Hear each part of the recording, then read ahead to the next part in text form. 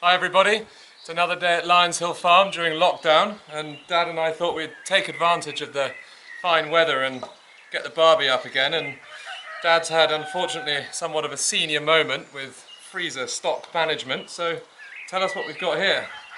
Well, I had tried to get some Iron Age pork out of my freezer, but it's so popular in this house that we've eaten our entire stock.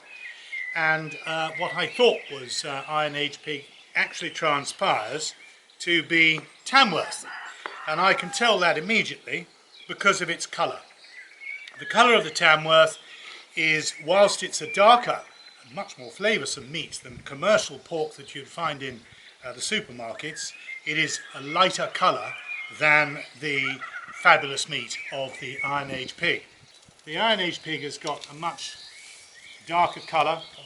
It takes longer to mature than our Tamworth pigs.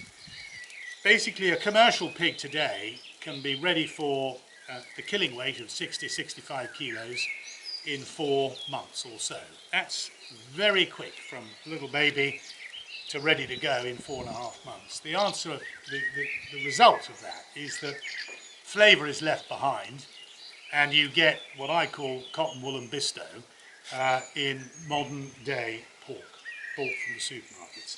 If you buy your pork carefully and buy particularly a traditional breed of pork, you will get a slower growing breed. And with slower growing, you will get more flavour and you'll be doing good for those breeds which are minority breeds, particularly the Tamworth, which is a rare breed today, classified by the Rare Breed Society as a rare breed.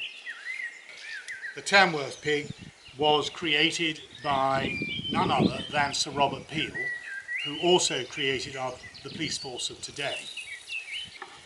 In 1812 he made this cross, and what happened at the same time is we were in the middle of the Industrial Revolution in Britain at the time, and there was an enormous rural migration into the towns, which meant that people needed a lot more lard. They needed more lard production so that people could actually cook at home, and our pigs couldn't generate enough lard.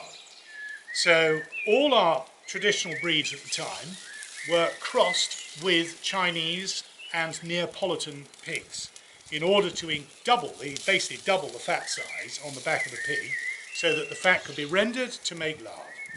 So there are a number of breeds which were changed by this crossing into the Chinese pigs, but the Tamworth escaped that treatment.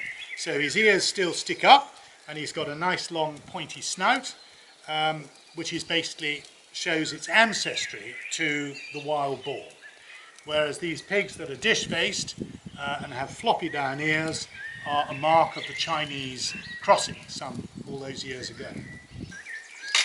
Perfectly crispy crackling, because that's gone into the oven, having put the salt on, turned it up to full heat for about 10 minutes, 15 minutes, then made sure it's basted again, and then turned it down to about 200 until it's golden brown and nice and crispy. I'm tempted to eat that now. What I'm going to do is put some of this sage into the fat, that one in here, to our pork steaks. This is freshly picked sage for a little extra flavouring. So what do you think, Dad? Are you looking forward to lunch? I'm really looking forward to what I know will be a good lunch. Tamworth pork chop, crackling, fabulous potatoes with sage and asparagus. All that's missing is a good bottle of wine.